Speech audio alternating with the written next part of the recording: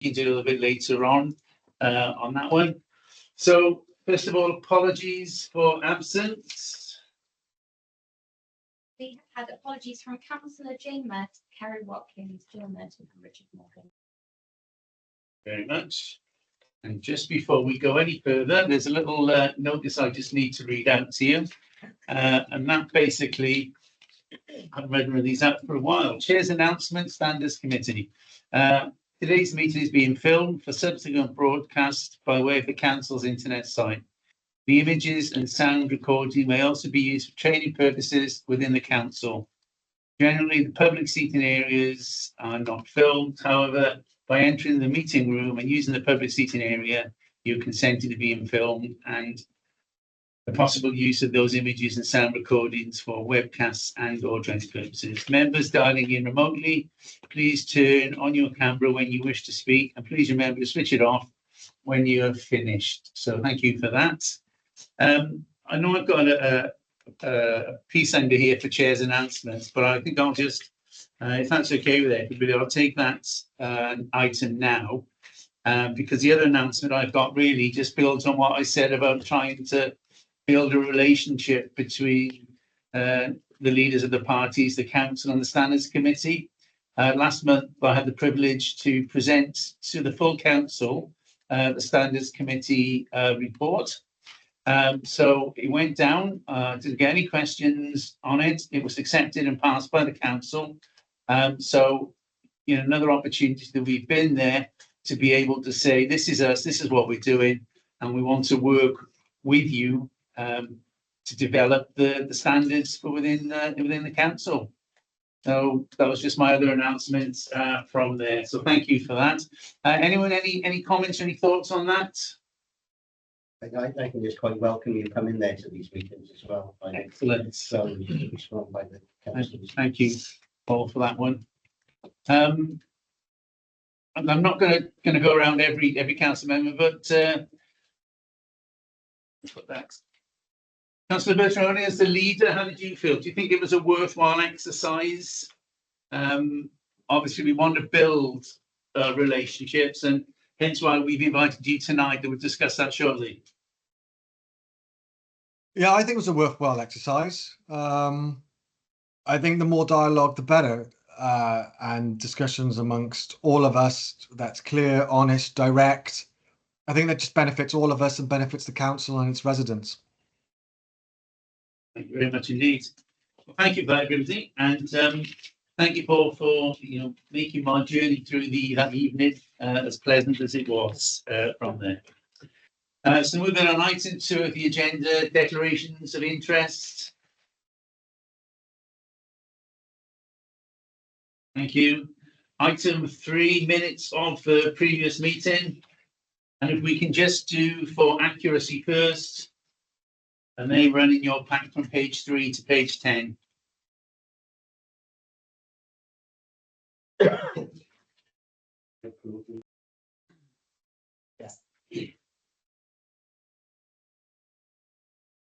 Thank you. And for any matters arising from them, again, pages 3 to 10. I don't know whether you can give me a little bit of leeway on this, but I just like to, whether you agree, Chair, that we ought to mention something about Councillor Hussein, who's not on our committee anymore.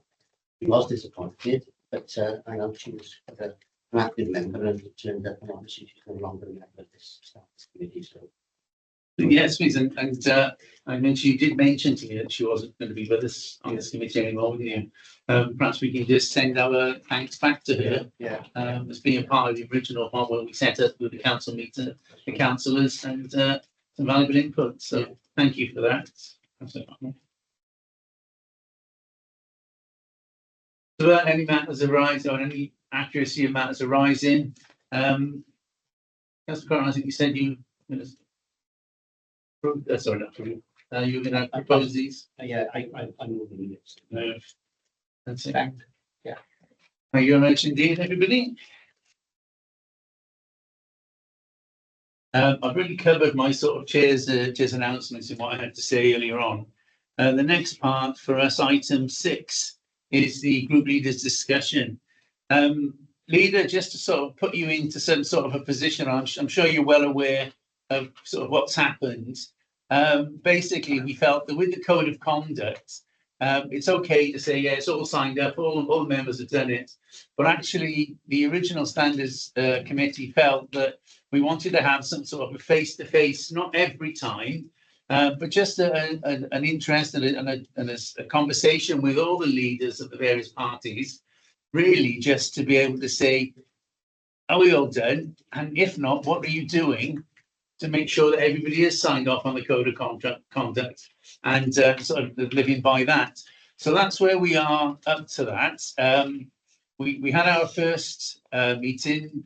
We had the first invite, I should say, probably the meeting before last. It wasn't the last meeting, where all of the leaders gave us a little bit of an update, said exactly where they were with people and signed off, and really that was it. A little bit of a discussion. So that's what we'd like to continue.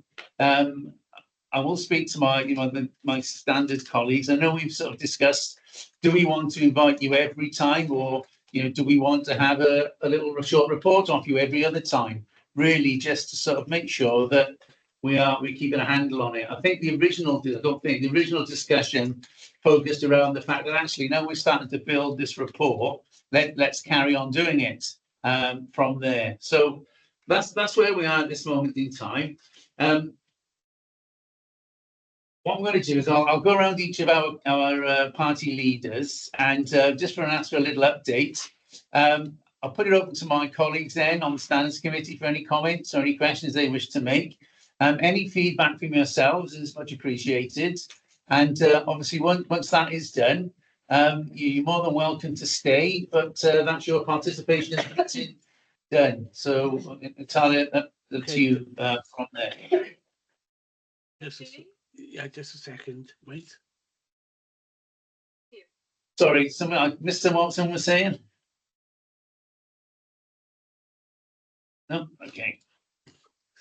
So I did actually.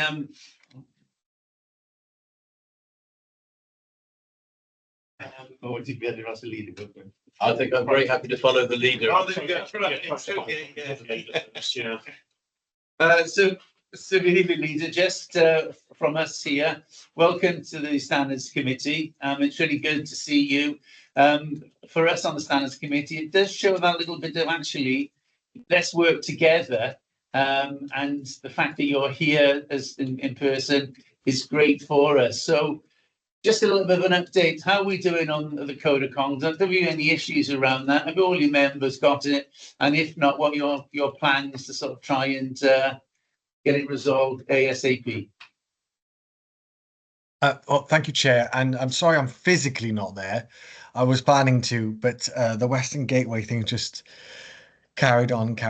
So so thank you for the invite. And firstly, can I just say I welcome this kind of, as I said earlier, this kind of engagement with group leaders and the Standards Committee.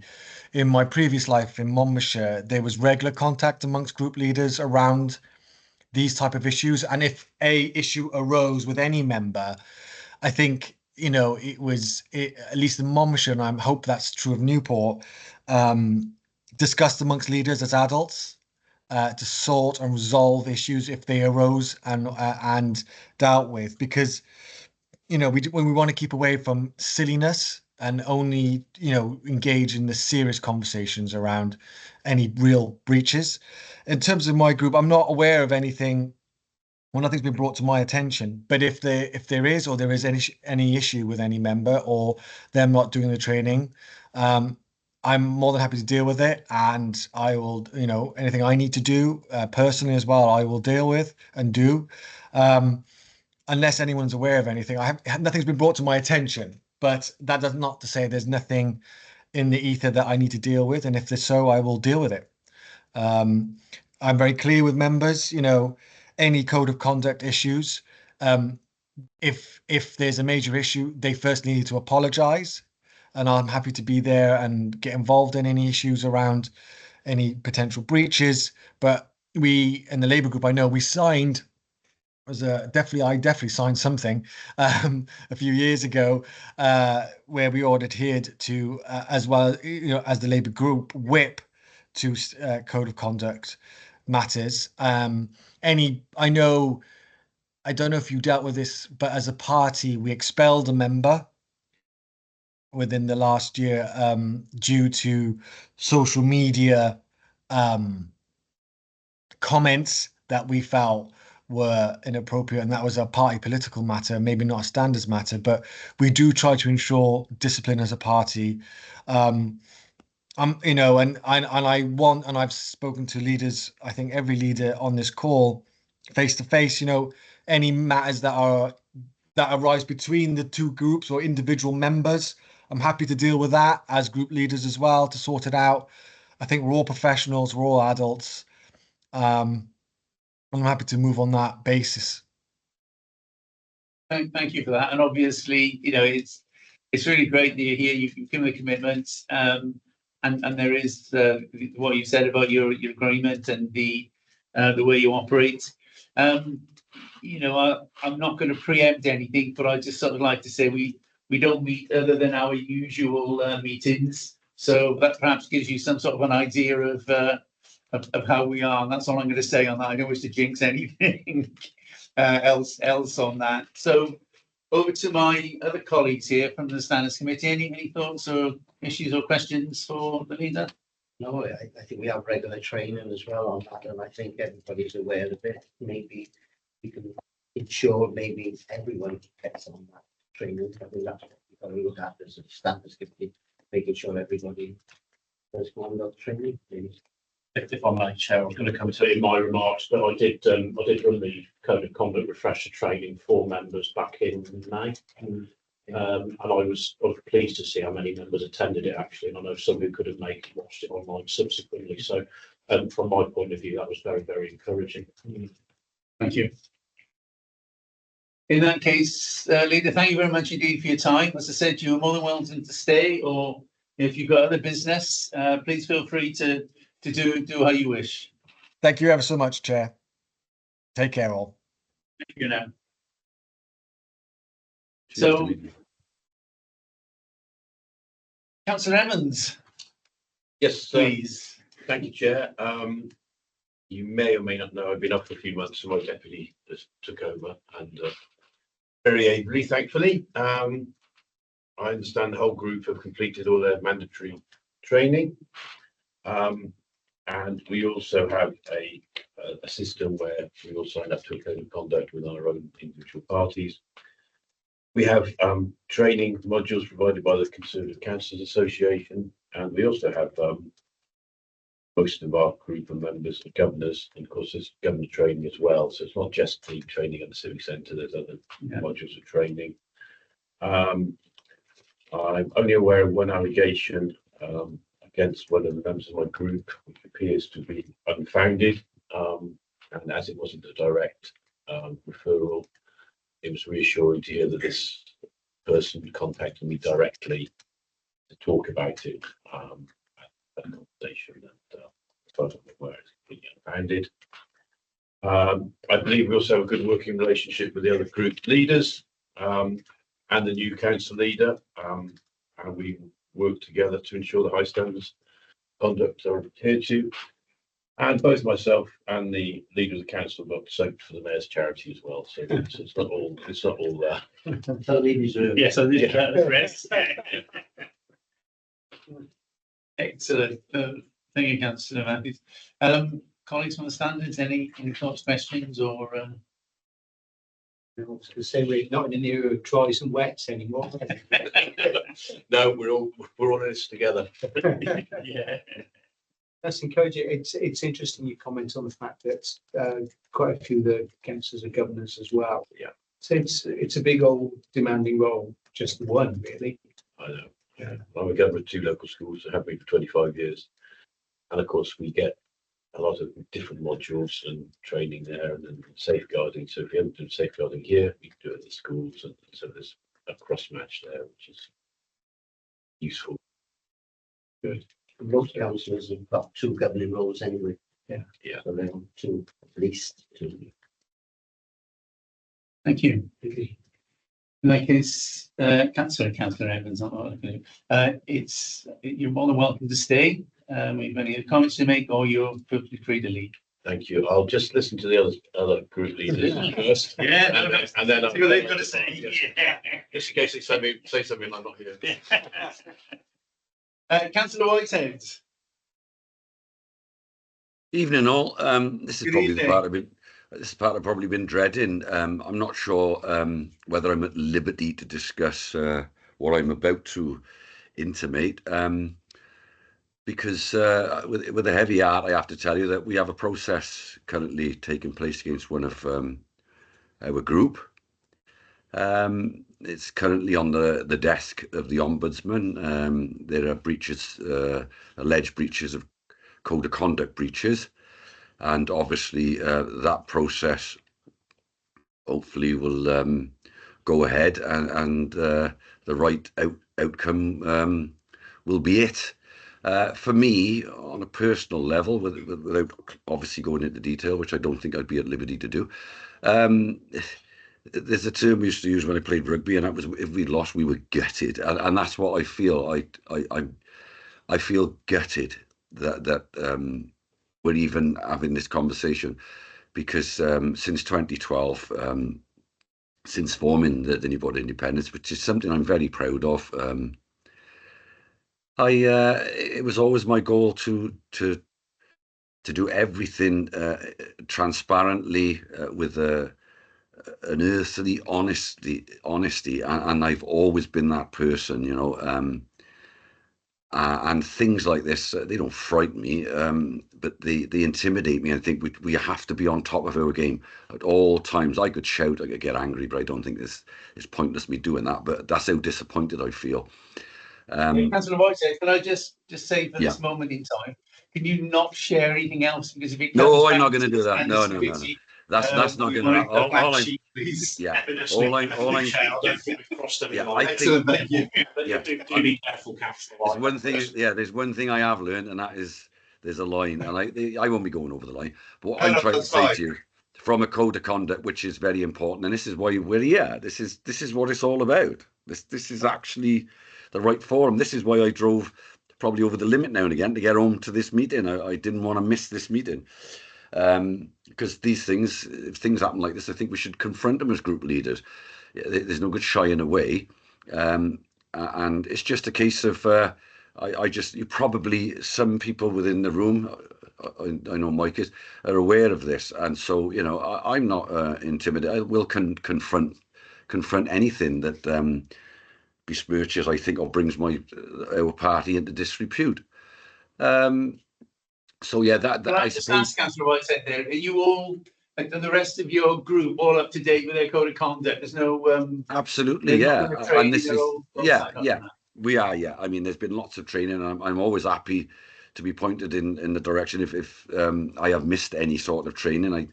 I'm probably the worst for it because of what I do. I'm a rigger on the Severn Bridge, so sometimes it's a tight juggling act for me to get to, like, I've missed partnerships the other week because of the closures on the Severn Bridge. It can happen, and same likewise with training. It'll get lost in translation, but I know the other guys are probably fully up to date. I may be one or two light, and I'm happy to be pointed in the direction so I can do that. But just going back to the old code of conduct thing, I mean, it's an ethos shared by everybody, and we've all done it. I've done it so many times now since 2012, and I'm very mindful of that. I mean, my social media, again, that's something that we have to use. I suppose it can be eggshell territory. I'm fully aware of that, and I'm very mindful, and I always hammer the point home. With social media comes ownership, and what you write. You know, like some people on Twitter, for example, they'll put they'll put under their heading views of my own, etc., etc. So I've really gone into it and studied it, and I said, look, this is what we don't do. These are the lines we don't cross. You mustn't offend us. The amount of times, and I think maybe that's why I'm so gutted, and that is the term I use. Like I say, that process will will take care of itself. There's good people that sit above this, and they will come to a decision, and that's without me saying absolutely anything about it. But it is a reminder for us all that you may think sometimes that you're innocently doing something, and I just think sometimes it's about, you know, brain and engaging, you know, the brain before gears are put into place. So it's a stark reminder, I think, and some lessons, not just for us, they're for all. So, you know, every day is a school day. But yeah, this is why I think that we have to have standards, and that's why things like the standards committee exist, because there'll always be a reminder that we have a responsibility. You know, we all do, and that is not only to ourselves but the people we purport to represent. So yeah, it's a stark reminder for me that when things go pear-shaped, there is due process, and always be mindful, and always when you engage with people, meetings, phone, anything, you have to remember, think, you know, before, you know, you just be very careful about what you're doing. So yeah, this serves a purpose. And I'm sorry if I've gone on a little bit, but you can probably see that I am genuinely and truly gutted, you know. So we'll let that deal with itself, and whatever. I'm big enough then to any fallouts, whatever, wherever way this goes, there will be ramifications, and that could be from myself, and it could be from the bodies. So, and it will be what it'll be. But again, like I say, every day's a school day, and people, you never stop learning, and you must never stop being on your toes. So yeah, important. These things are important. Thank you, Councillor White. It's much appreciated for that. Councillor Rutley, I can see you just put your hand up. Yeah, thank you. Kevin is very passionate about everything he does, and there was a couple of times he could have jumped in, but his passion is his integrity. What we do as standard members is we must always have conversations with all members of the council. So irrelevant of party differences, we must all have an intelligent communication. And, you know, before we do anything on social media, we have to balance up whether or not it's in the best interests of all concerned, ourselves, our party, the public we represent, and not forgetting the city council as well. And that's why we have a very good head of law and standard. And I would encourage all members to seek his advice prior to making any public statement that may be slightly off the wall. And coming from me, ladies and gentlemen, you know I've learned the hard lesson. And so what I'm just saying to people is we're going to keep talking, we're going to keep sharing best practice around members of the public. It's nothing to be reported. That councils get reported day in, day out for various things. And doesn't mean to say any of them are right, but we and yeah, I'm going to leave it there for now. But thank you, Kevin. Thank you, Councillor. Thanks, Bill. Just what I wanted to say, and I'm sorry to interject there, a bit rude, is I felt I failed. Does that make sense? After all the ranting and raving, not ranting, but you know, all the we do this, we don't do that, we do, because I'm one of them. I'm a coach, I'm a boxing coach, I'm a rugby coach, and I just taken this so personally, because I look in the mirror and I think, what did I do wrong in my prepping of people? Does that make sense? I've looked at myself, kind of, and yet it's not my issue. But I kind of looked inward and I thought, have I done something wrong? Have my guidance been not there? Has it been? But I mean, that's probably a normal reaction, I hope. Yeah, thank you for that. And I suppose the only thing there is people do it to themselves. You know, people stand and for their own actions. So thank you for that, Councillor Whitehead.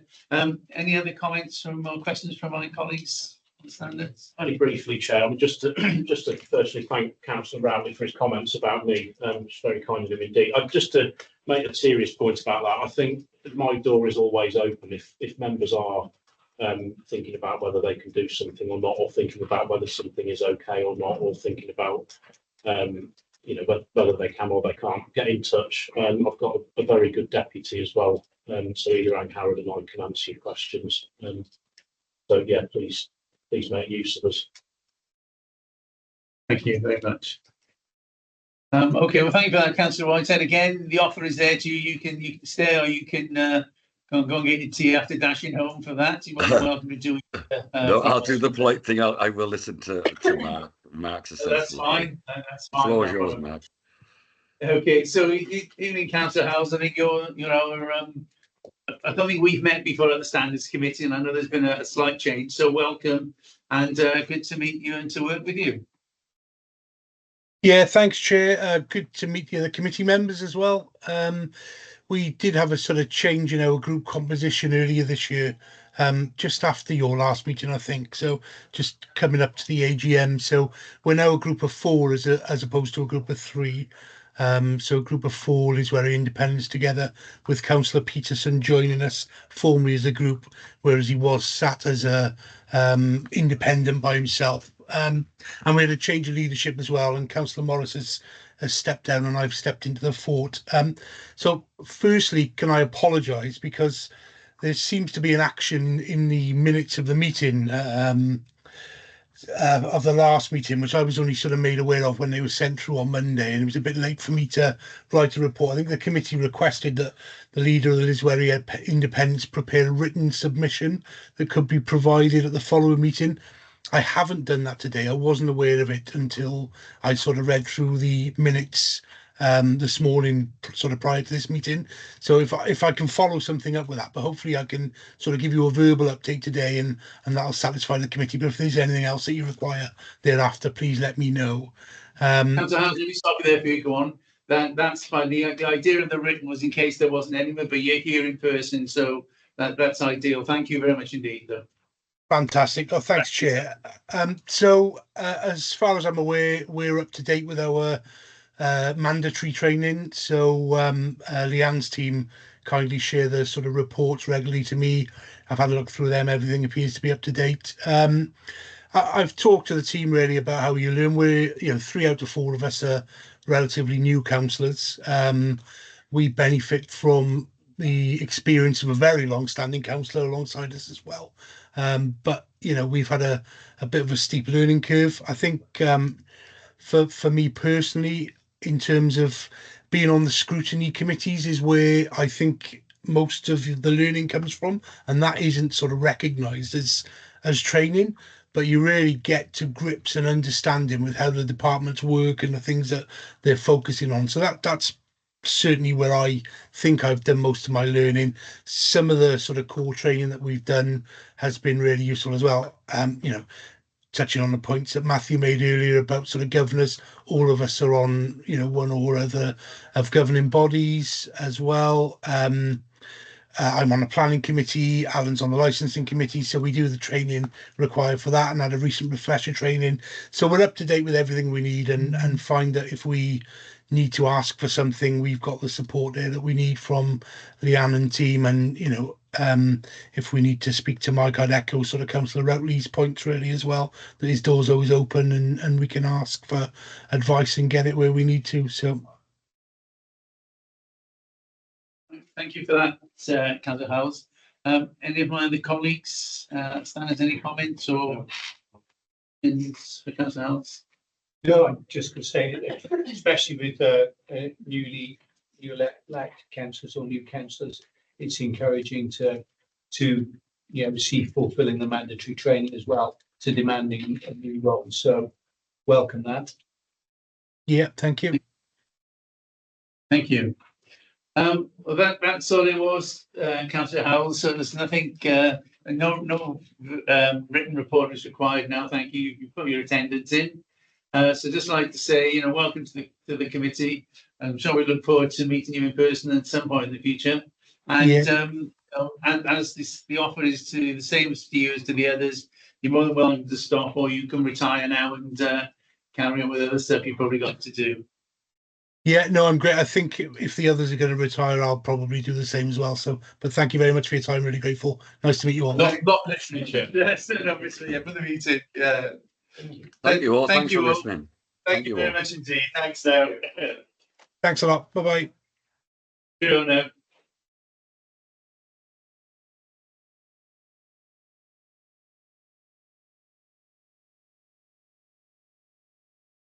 Yeah, can I just pick up a point Mike said about the on the training of code of conduct?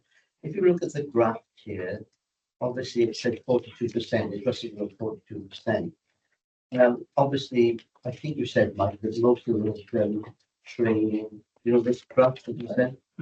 Yeah, I was looking at. So I'm not quite sure, because it says 42% there, and then I think it was later on in the year. So really, this training rate, this training attendance rate is not up to date, is it? If I might answer that one, Chair, this is a refresher. So we had, I think, 2 or 3 sessions in 2022 following the election where all members attended. So we had 100% of everybody had been through the training. And then we just thought it might be useful to have a little bit of a refresher for those that wanted to come and participate. So the 42% isn't really. Yeah, so that is Doesn't say- 42% of people have been through it twice. Yeah, right. It was just a bit confusing, right? When you said everybody, and then I just said. No, that's fine. Yeah. Yeah, I was looking at that earlier. I'm grateful to Leanne for clarifying that. I mean, I would say it wasn't a refresher training, although it was pretty comprehensive refresher training. I think it was the best part of 2 hours, as I recall. So it was pretty thorough from my point of view. Yeah. We were conscious that, as you say, there were some members that came on board in 2022, and perhaps it's easier to come back to things and they think a little bit more then. Whereas some of our members have probably been through the training quite a lot. It was just that everybody said about, and I just looked at the rates and That's a fair question. Okay, thank you for that. Thank you for clarifying that, both of you. Let's move on now to item 7 on the agenda, complaints, and I'd like to hand over to Mike to lead us through that, please. Thank you, Chair. I've actually already covered 2 of the points that I was going to pick up on. One was my thanks to those who attended the refresher training, and the other one is that we do currently have a member of this council under investigation by the Public Services Ombudsman for Wales, as Councillor Whitehead has alluded to. So we're waiting to hear back from the Ombudsman as to what they are going to do with that. So I can't really say any more at this stage. No, I wouldn't expect you to, because if it comes back to us, we don't want it tainted before it gets back. Can I just ask the process of that? Are you notified first, or do they go straight to the Ombudsman, or is it how's the? Well, this one. So how it works is the report goes into the Ombudsman, and the monitoring officer is notified of the fact that there's been a report, and the monitoring officer is kept up to date. So that's the process followed. The only other thing I had to mention was I did have some other correspondence from the Ombudsman earlier this week with regard to an investigation that they were conducting into another member of this council. In the short summary of it is that they found that this member in question has they found no breach of the code of conduct by this member. I've taken the summary off the Ombudsman's website, but essentially it related to a dispute arose between this member and a member of the public, which resulted in the member of the public putting some rather derogatory and potentially defamatory comments about that member on Facebook, I think, or certainly a social media platform.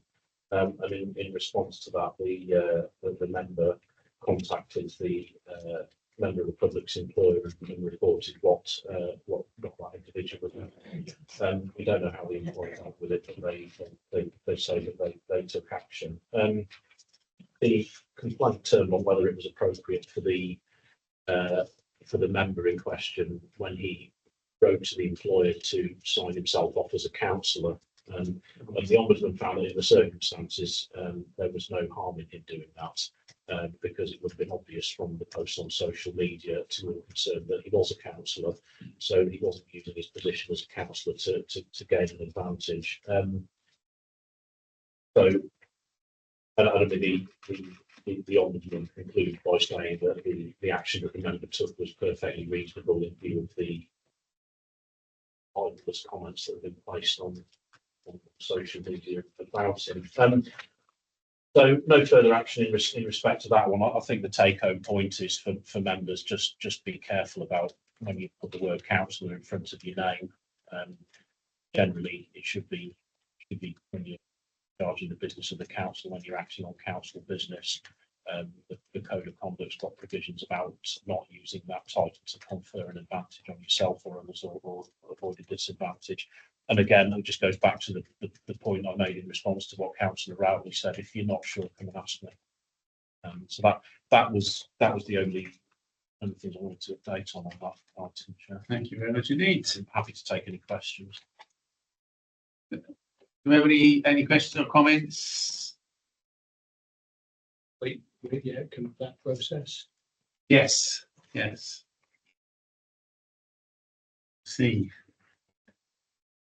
Okay, so item 8 on the agenda is over to me. And really, I'm sure this may have been mentioned in the past, but the chairs of standards committees now have a meeting generally about twice a year, where they discuss various things that go on with their sort of committees and what's happening in their areas in a non-disclosure way. So they never put names to people or to issues, but it's very much a sort of what's happening up in the north or what's happening down in the south. The last meeting we had, we actually invited the Ombudsman to come along, and she came along and gave us a very interesting sort of chat about what she did and how the process worked, and really what her role was, which actually was quite nice because it sat quite nicely with what we do here. There were some notes produced. There was a big debate at the end about minutes and whether they should be minutes, but it was decided that, as it was a very sort of informal get together, that minutes weren't really appropriate for it, but some notes were. And I believe, and I'm not saying that I did I send the notes to yourselves? Oh yeah, that's fine. That's okay. Thank you for that. Everything is kept in line because one of Mike's colleagues in the various authorities always attends. Have you been invited to attend yet, or not? Is that the standards? Yeah. I was going to talk to you about that afterwards. I'm happy to give a quick update on that now. If you like. Yeah, to carry on. Yeah. Well, so there's a monitoring office. There's a group of Welsh monitoring officers that meets roughly quarterly. We meet online on Teams, and 22 monitoring officers and their deputies get together, and we have updates from as a regular item where the Ombudsman comes and gives an update. There's often the Welsh Local Government Association there and some others, and we talk about issues that are common to the 22 local authorities or a large number of them. And one of the things that's come about through that group is the idea of a national standards conference. Now they were a thing going back probably every 3 or 4 years. They've been held in Llandudno, they've been held in Aberystwyth, they've been held in Cardiff, and I think the last one was held in 2019. So it's observed that we're probably due for another one. I have been involved in a bit of a working group on this actually, discussing it with some of the other monitoring officers around South Wales, on the basis that it's become South East Wales' turn to host it. We've had a few discussions about that. I think the idea came from somewhere that it should be an in-person event. There are logistical and financial challenges associated with that. And actually, is it economic to expect people to come from all different parts of Wales to attend that, where the local authorities would have to meet the travel expenses and potentially accommodation expenses as well as the cost of putting on the conference. So the other thing that was flagged up is we do now have this national standards forum, which the chairs of standards committees across Wales participate in. And actually, by having a national standards conference, would we be simply duplicating the work of that? Would it actually be preferable to do something involving the monitoring officers alongside the national standards forum? So there are discussions going on about that. It was something I was going to speak to you afterwards about, actually, Chair, to catch up a bit more in depth about. But I'm happy to take any feedback on now. I realise I've completely hijacked the chair's agenda, but it just seemed an opportune time to mention it, really. But yeah, great. Any reflections on that? Yeah, thank you for that.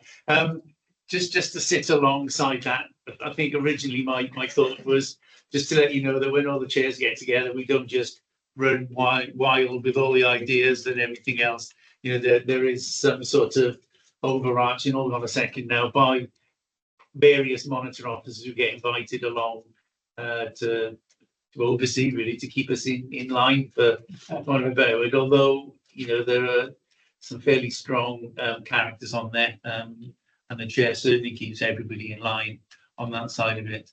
As I said, there were some notes submitted earlier on, but the last one was all about the from the Ombudsman and her talk to everybody from there. I think the next one now is early in the new year, and when I get that sorted, I will let you know and let you have the notes again, and we can have another little chat about it as well. I'm not trying to be evasive about the notes and the minutes, but there was a very long conversation and a very long debate about whether they were needed, and whether they then should be submitted to everybody. My own personal thoughts, as I said on the day, was, you know, we're here, you know, we're representing a body, we're representing a public body.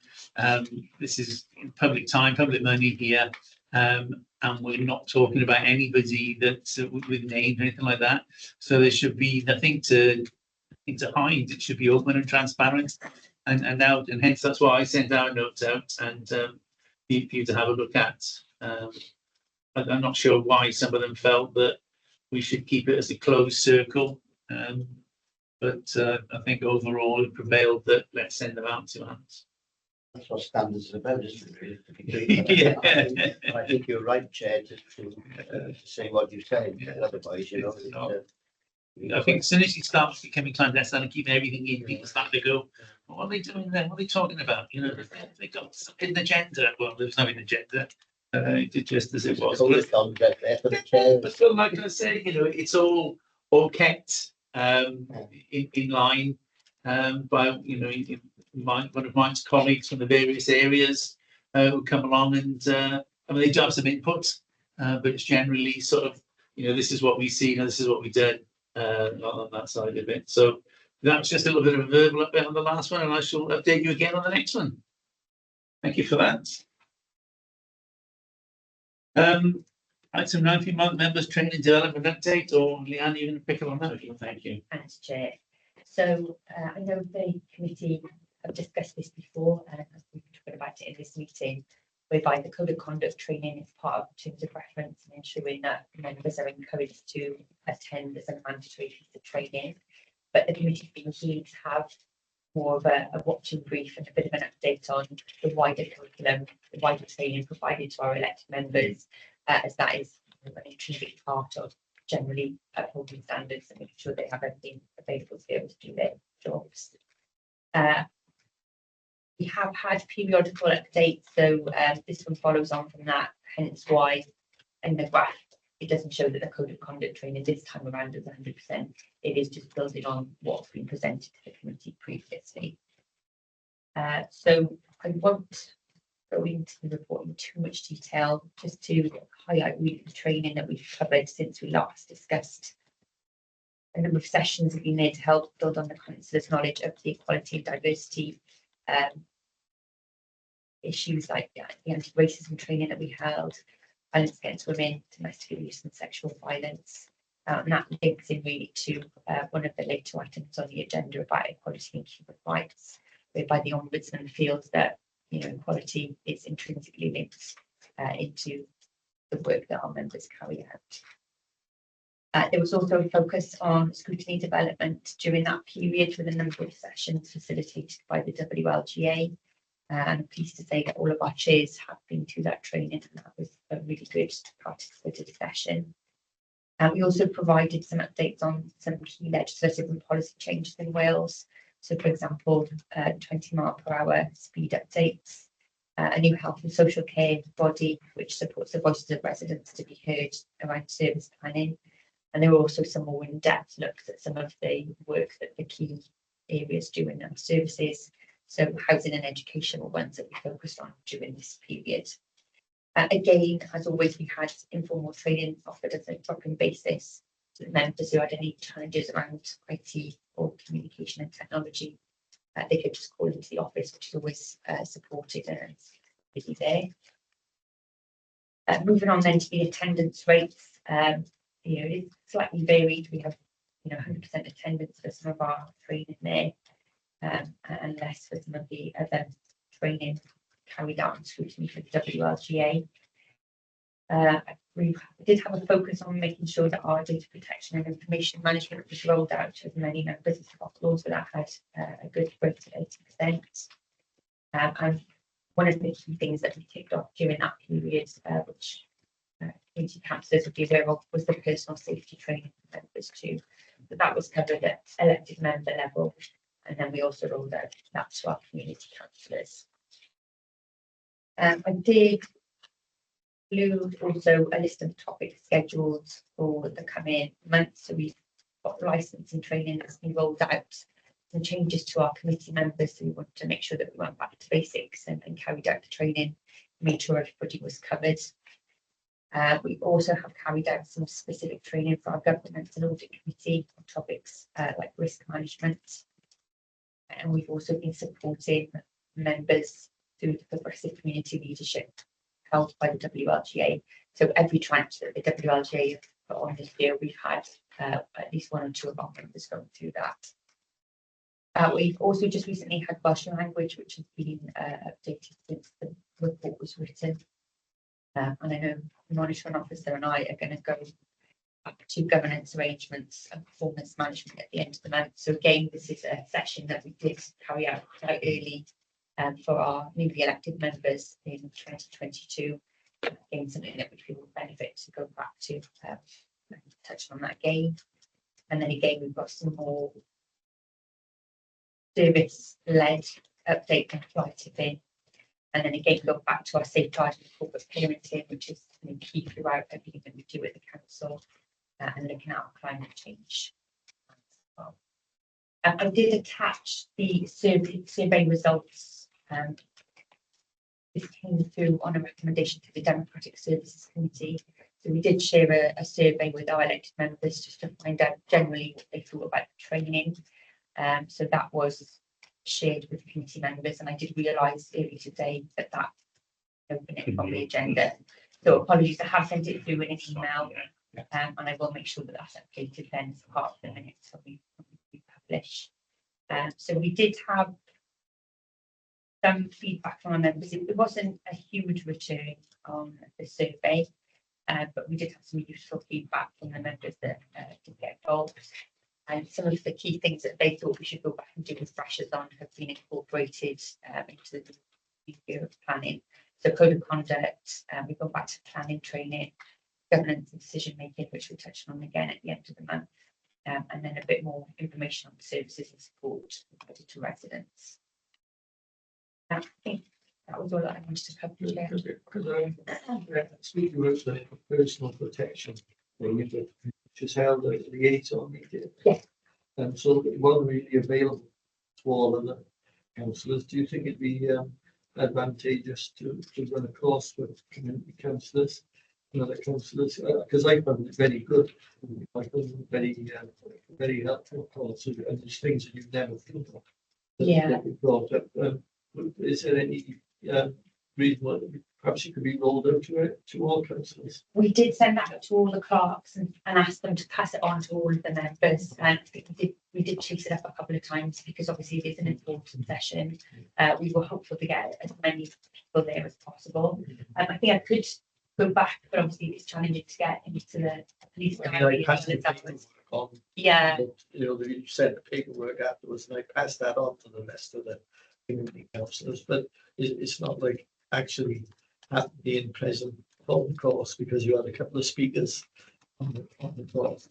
Yeah. It's all really enhanced it, and I think it would be advantageous to perhaps run a course. Yeah, it certainly was. It was for all community councillors. So, you know. I don't think we realised that. Okay. They could, the rest could attend it.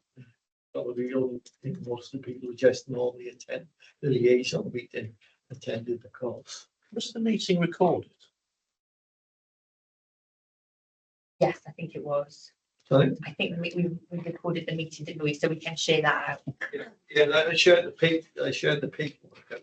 So Yeah, we could. it's not the same as attending the course where there were several speakers on it. No, but if I think what Leanna's saying, it was recorded, so that could go out Yes, yeah, that'd be good. to everybody, Yeah, and obviously they're yeah. not going to pay, Yeah, they're yeah. actually as if they're for real. Then. Yeah, that'd be good. It's not quite the same. It was a really good course. Yeah. We could share the slides, and I know we're just in the final part of finalising sort of the booklet that goes with it Yeah. as well. So that's a really helpful tool that we can share out to community councils as well. That would be great. Thank you. I mean, the guidance booklet actually is a very comprehensive document, and actually, I think it probably covers a large part of what was in the verbal training. You know, it covers things not just as a councillor, but general safety sort of thing. When you go out at night, wear the packet. Yeah, it was you know, it was quite comprehensive and very helpful. Good feedback, thank you. Thank you and your team for that. It's much appreciated. Thank you for that update from yourself. If I could just add, Chair, I mean, on the training, I suppose just to pick up on what Leanne said about seeking feedback. I mean, one of my objectives as a monitoring officer is to make sure that this is a two-way street. So we're always happy to take recommendations, you know, if committees, and it's, you know, something we bring up in Democratic Services Committee as well. If there are things that committees or individual councillors want to flag up with us, as areas for training that they'd like to see, please let us know. We can consider that. I mean, there are things that we're always going to deliver. Code of conduct refresher training, licensing training as and when necessary, planning. That's always going to be necessary, and we're going to do that. But I mean, on other things, it's good to get feedback on what members would like to see. So just to flag that, really. Thank you. Yes. It's a really helpful report, actually. Coming of observation, there's obviously more of an appetite for online, so that people can do it as and when, and self-control. I suppose that's just a reflection of how busy people's lives are as well. But does that create sort of difficulties for delivering and monitoring the uptake of training? We've certainly seen an uptake in people attending the sessions since they've been online. As you say, you know, seeing the people coming from work or wherever else, they can dial in rather than having to physically get here. We have run some sessions on a hybrid basis, so we were looking at the chambers. We've got one next month where we're doing that with the WLGA. So it is a little bit of a mixture, and I think in response to the survey results, we're trying to try different approaches as well. I think we've also tried evening courses, day courses, you know, again, it's trying to find something that suits everybody, which can be challenging, but adapting as much as we can. Yeah. And the uptakes are good as well, gravity scrutiny. Good to see 8% on the data protection info management. Nice to see 100% on that one, I have to say. Yeah, I think you're of the same mind as we are actually, and we are going to be running another session to try and get us over the line with that one. Yeah. As you say, there's intrinsic to everything we do. So. Absolutely. And good to see WLGA input and PLICE as well. I speak as a former Community Health Council Chief Officer, and I know that PLICE has now expanded from health into social care as well, and they're keen to engage more widely. So that's really encouraging. Right. Yeah, it's always really useful to get partners within the organisations to come and work with us, and I know they the WRGA live sessions were really well received. Actually, the scrutiny training was particularly well received as well. And on the summary feedback, the results summary is really useful.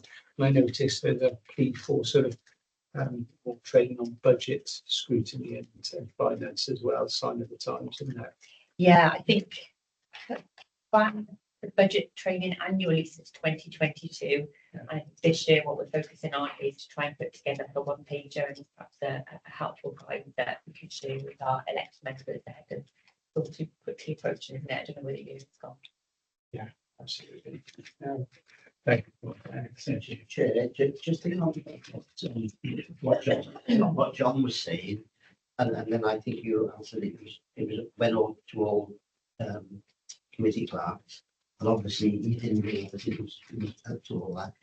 Is there a way how we can improve on that? Because obviously there's a lot of people didn't have that training. I'm just wondering whether not just the clerks, maybe we can send that to the chairman of those community community councillors as well. If the chair was aware and the clerk, it's belt and braces basically. So make sure that would happen. Yeah, it came out on the agenda for the liaison meeting. It said personal protection, Yeah. training. Yeah. It didn't.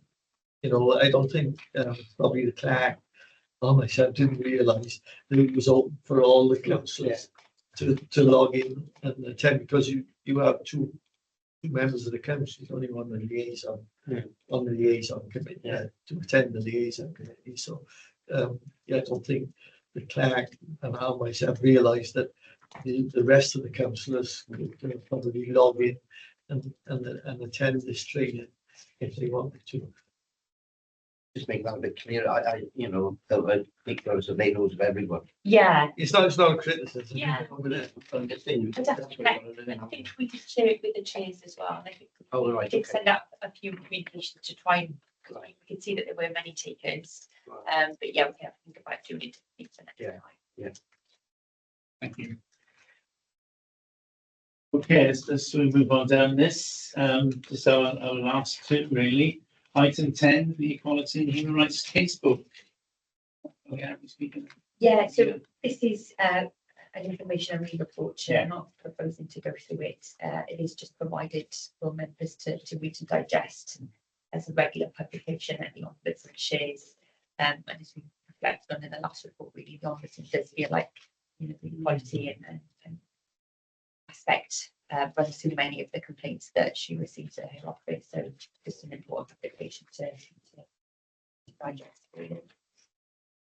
And item 11, public service on the Whale annual letter. Are you taking that one? Or you want me to? I don't mind. I had a few things to say about Yeah, it. So perhaps we can do a little bit of a double action in that case. But the report covers a few things essentially. So we've got the annual letter from the Ombudsman, which was received last month, and they asked that this be referred to standing for their perusal. So it's in your agenda packs, and you can go through that, and no doubt you have. And it sets out a few things generally about the activities of the Ombudsman today. A few things to draw out. The Ombudsman is getting busier. 17% increase in overall contacts compared to last year, and an increase in the caseload of 37% since 2019. And it goes on to talk in general terms about the work of the Ombudsman. I won't reiterate all that because you can look through it. The second thing the letter asks us to do is in the appendices to that, it sets out some statistics with regard to the performance, I suppose, of the 22 local authorities in Wales, and it asks us to consider those. And I've been taking those bit by bit. If we look at Appendix A, Newport City Council received 52 complaints. Sorry, the Ombudsman received 52 complaints regarding Newport City Council last year, and that's in terms of the activities of the council, not COVID conduct complaints.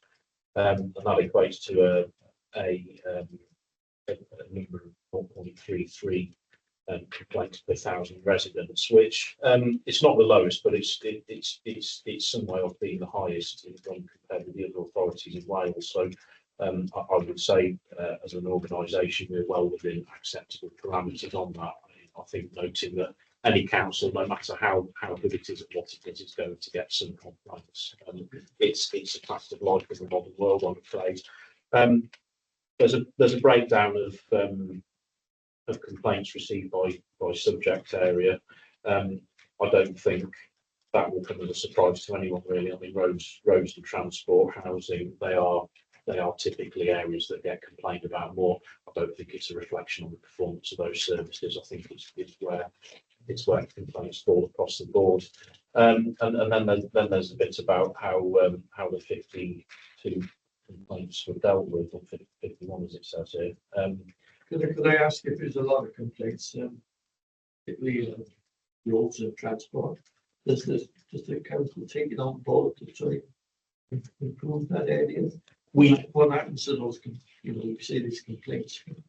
We do take it on board. When the complaint is received, it goes through a process, and so if there is a complaint about a highway, for example, that bit of the highway would be inspected, and an action taken or not taken according to where it is on the road, on the programme for inspecting and repairing the road.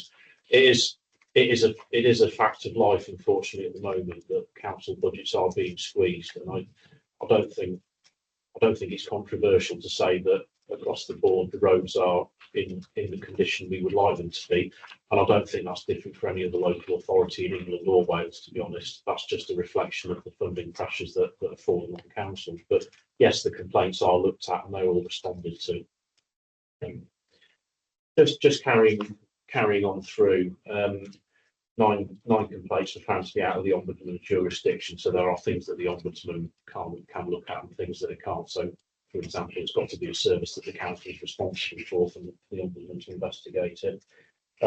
12 were dismissed as being premature, so the complainant must have exhausted the council's stage 1 and stage 2 complaint process before going to the ombudsman. And of the 5 that remained, they were dealt with by a resolution or voluntary settlement. So there was no hard action by the ombudsman in relation to any of those, which I think we can take as a positive. We move on to Appendix E, which is the penultimate appendix. This is a bit more concerning on the face of it. It shows that there were 10 recommendations made in 2023-24, 7 falling due in 23-24. And 43% of recommendations were complied with on time. But we have actually asked for some further information and breakdown on that to help us to understand that statistic, because you can't tell the breakdown way that that's presented there, but just to reassure the committee that that is something that is being looked into by officers. And then finally, with regard to code of conduct complaints, there were 5 for the ombudsman decided not to investigate one, and they found no evidence of breach. So again, no major concern in that direction. And there's a bit in there as well about complaints received in relation to community councils as well. Obviously, the ombudsman has jurisdiction over complaints relating to community councils. So that's the ombudsman's annual letter. As I say, it is in your pack.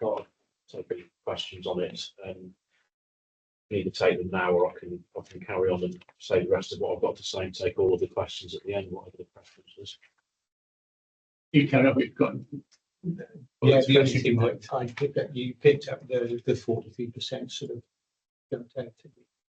That's helpful. So we should be on it. I think I'll just pause there just in case Leanne wants to add anything on any of that. I don't, if I'm honest. Okay. Thank you very much. Oh, sorry, there was one thing. The only thing I was going to mention is just that a full report on the performance side of complaints will be going to Governance Audit Committee 28th November as part of their. Great, thanks. So the other part of the report that I'll move on to is just to update the committee on the independent review of the Public Services Ombudsman. Now, I imagine most of you will know what the factual background to this is. Early in the summer, it came to light that a team manager at the Public Services Ombudsman for Wales, who was responsible for investigating complaints against members, had put some rather unfortunate comments on social media that have a political slant to them.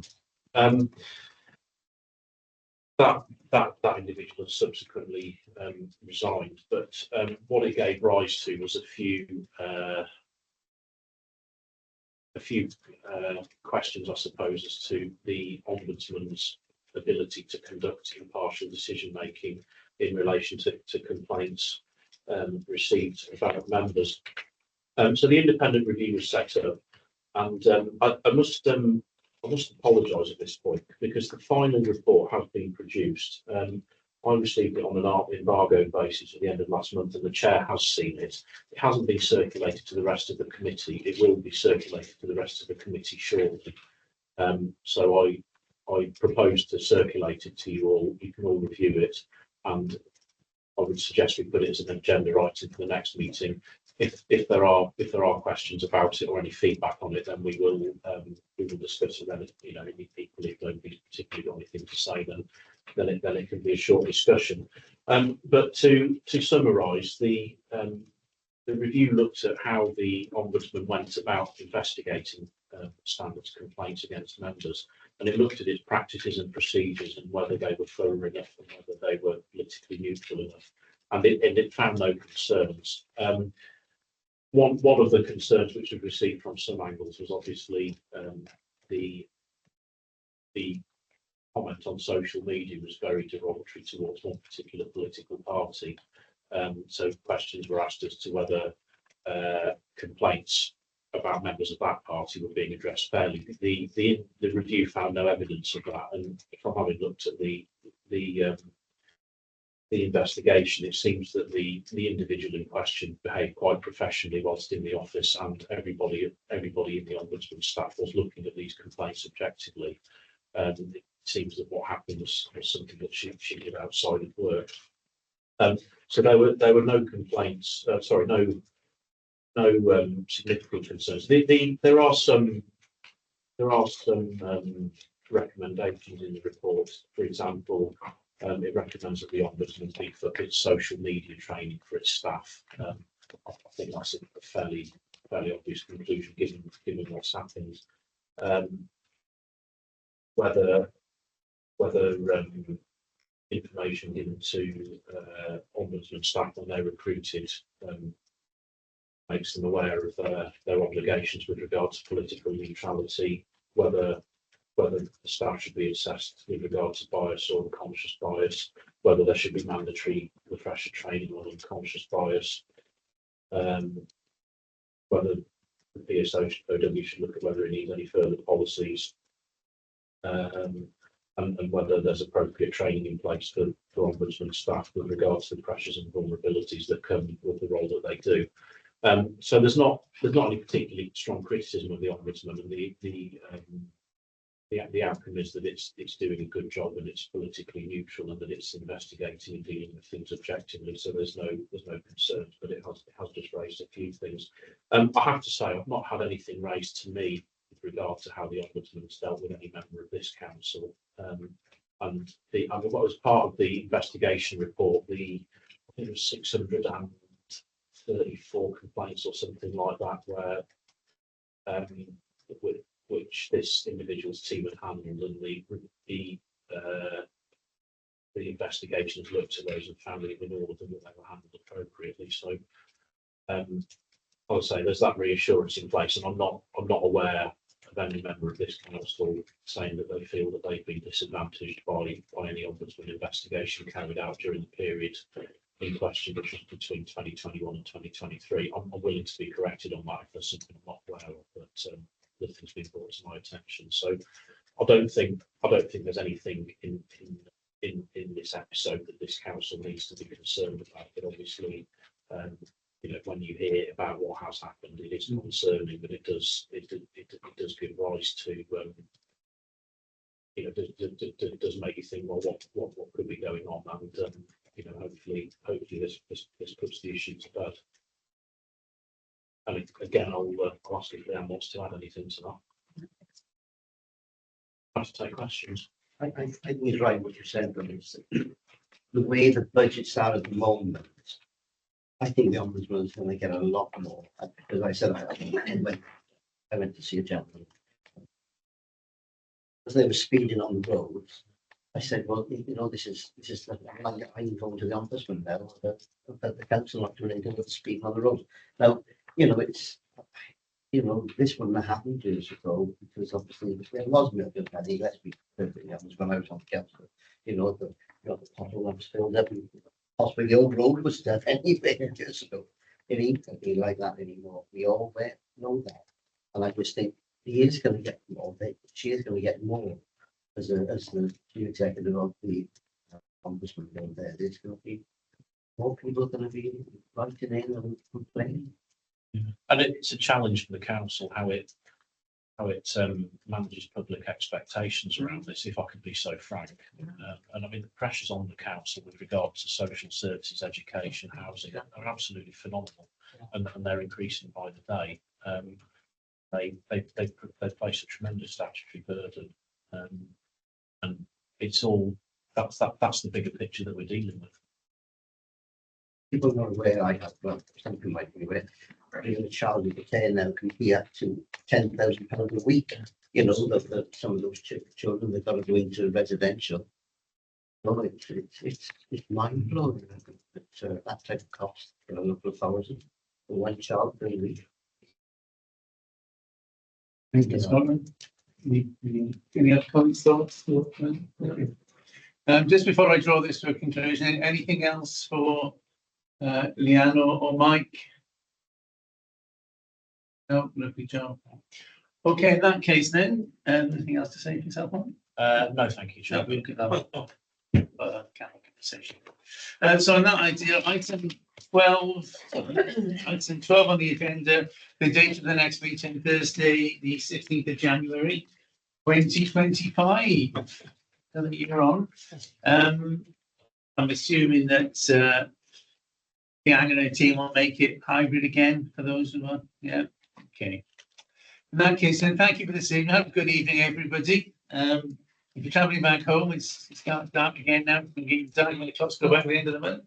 So do take care, and hopefully see you all in January. I suppose it's a little bit premature, but do have a good Christmas and New Year, because we're all meeting until then. So thank you, everybody. Thank you. Thought it was probably going to put us all next time. No, I was